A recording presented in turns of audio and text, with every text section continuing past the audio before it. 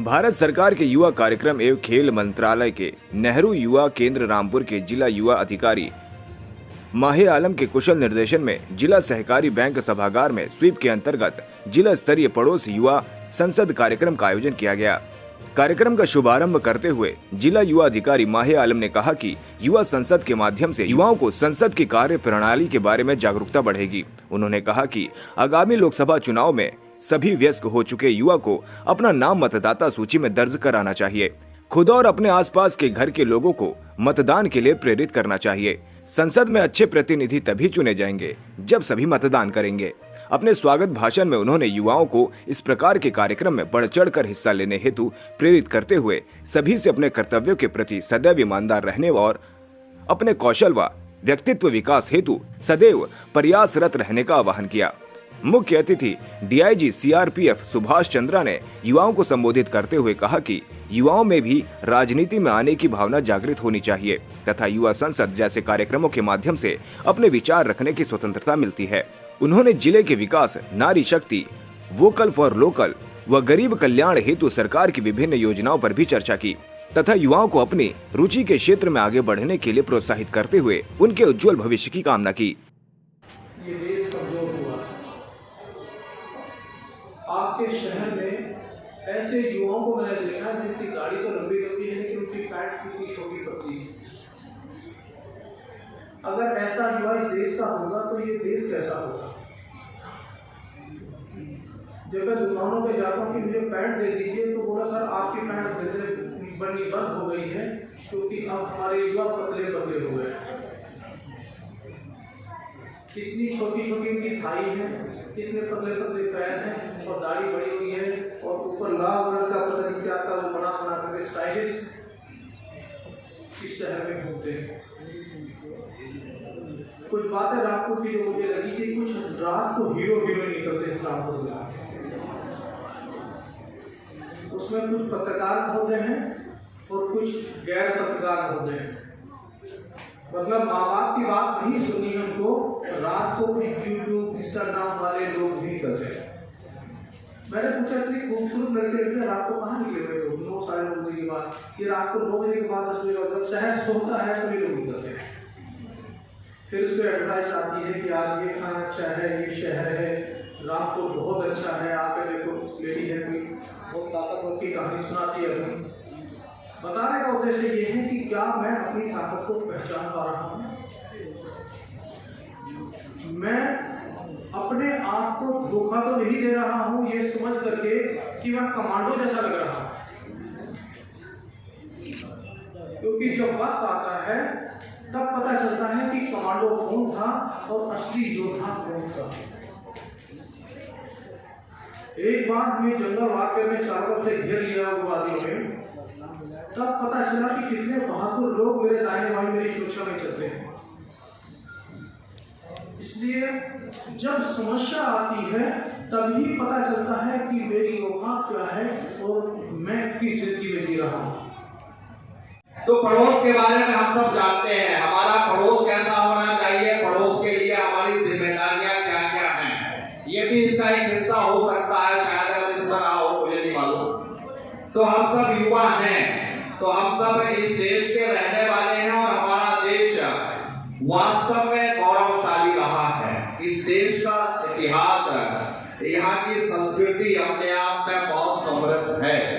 अगर महिलाओं के तौर पर देखें तो हमने सीता को, गार्गी को और तमाम ऐसी महिलाओं को पढ़ा है जिन्होंने देश को ही नहीं बल्कि हमारी संस्कृति को बहुत विस्तृत और विकसित करने का काम किया है। ऐसे ही यदि युवाओं की बात करते हैं तो विवेकानंद जी को आपने पढ़ा होगा और बहुत से ऐसे युवा दार्शनिक हमने पढ़े हैं जिन्होंने हमारे देश को और पूरे विश्व को एक संदेश दिया है। वैज्ञानिकों के तौर पर देखें तो आपने बहुत सारे वैज्ञानिक जो भारत में हुए हैं, भारत के लिए काम किया है, और मैं भी आप एपीजे कलाम को बहुत अच्छे से जानते होंगे, जो अभी आपके बीच उन्होंने बहुत से आविष्कार किए थे, मिसाइल मैन के नाम से आप उनको जानते हैं। जेसी बोस को आपने पढ़ा होगा। तो हमारा देश हर क्षेत्र में अपनी कला के लिए, अपने कौशल के लिए जाना जाता है। हमारा देश अपने आप में एक परिपूर्ण देश है। यदि हम प्रकृति की बात करते हैं तो विश्व में भी हम अपने आप में एक नमूना है पूरे विश्व का। अगर आप रेगिस्तान की बात करेंगे, मरुस्थल की बात करेंगे तो थार का मरुस्थल आपने सुना होगा, लेकिन ये हमारे यहाँ राजस्थान में देखने को मिलता है। तो थार जाने की जरूरत नहीं है, राजस्थान में भी पूरे का मरुस्थल का क्षेत्र आपको देखने को मिलता है। विश्व के किसी हिस्से में आप जाते हैं तो आपको पहाड़ या सर्द मौसम देखने को मिलता होगा, लेकिन यहीं पर 3-4 महीने का एक सर्द मौसम आपके लिए आता है जो पूरे विश्व में जाने की आपको कहीं जरूरत नहीं है। आप यहीं पर विंटर के हॉलीडेज मनाते होंगे। तो ऐसे ही आप जो समुद्री सीमाएं हैं उनको भी हमारे देश ने घेर रखा है। तो हमारा देश विश्व का नमूना है। मरुस्थल यहाँ पर है, पहाड़ यहाँ। देश के प्रति हमारे सपने को, हमारे विजन को जिम्मेदार लोगों के सामने रखें ताकि वो अपनी पॉलिसीज़ में उस विजन को भी आत्मसात करते हुए आगे देश के लिए ऐसी पॉलिसीज़ लाएं जिससे देश हमारा विकसित राष्ट्र की पंक्ति में अग्रणी स्थान प्राप्त करे।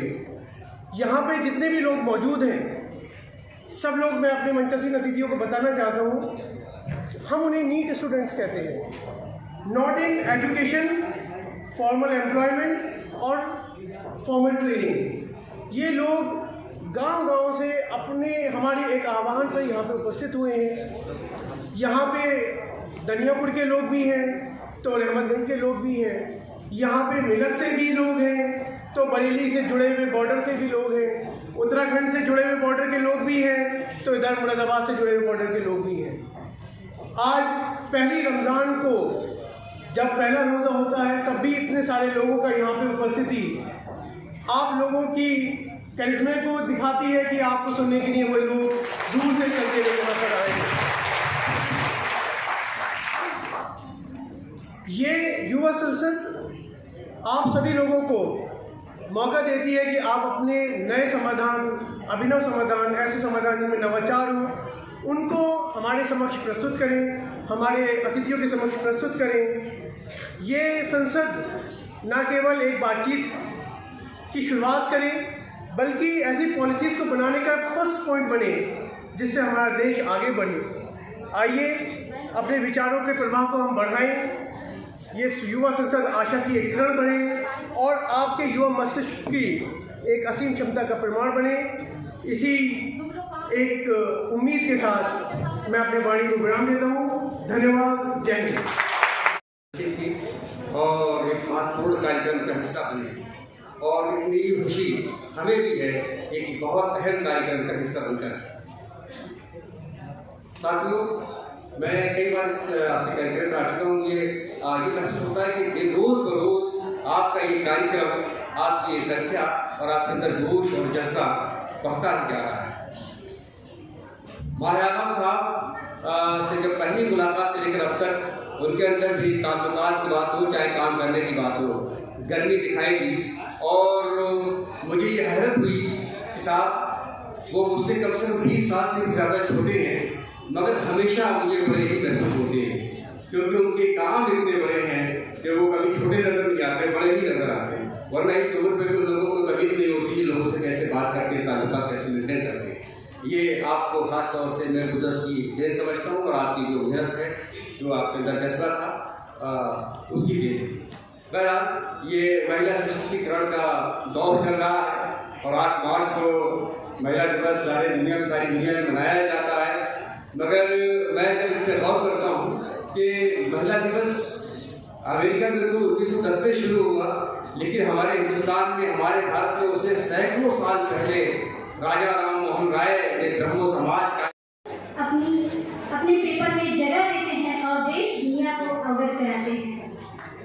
माहे आलम साहब के लिए, क्योंकि अब उनके साथी ने इतना अच्छा शेर पढ़ा है तो एक शेर मुझे भी याद आ रहा है, मैं ज़रूर कहना चाहूँगी, आप भी इससे एग्री करेंगे कि उनके माथे पे कहाँ कोई शिकन होती है, उनके माथे पे कहाँ कोई शिकन होती है, जिनमें कुछ करके दिखाने की लगन होती है। जिंदगी इतनी मुशक्कत से गुजारी है कि अब मैं जो आराम से बैठूं तो धूम होती है।